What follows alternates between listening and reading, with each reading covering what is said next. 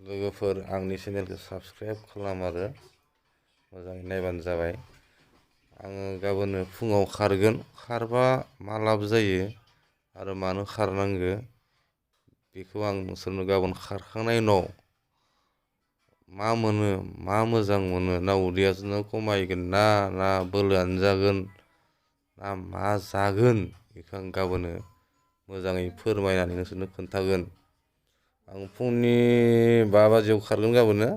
बेनिफ्राय खारखांनायनि उनाव नोंसोरनो 10 बाजियाव फोरमायगोन आङो खारनानै मा लाब जाखो ना हां लानाय नालायानो मोजां जाखो ना बोलोआनो जाखो ना गोसोखौसो मोजां मोनखो खारनानै ना ओइ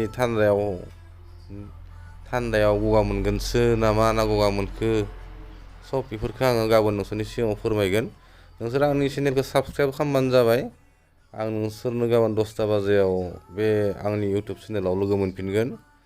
बेनिखायनो नोंसोरो गाबोन आंनि चेनेलाव मेसेज हरबानो जाबाय। आं होमबानिया सेकेन्ड टाइम नोंसोरनो आंनिया फुङाव खारनानै मा लाब जाखो एबा जाबाय बेनि बागै नोंसोरनो आं फोरमायगोन।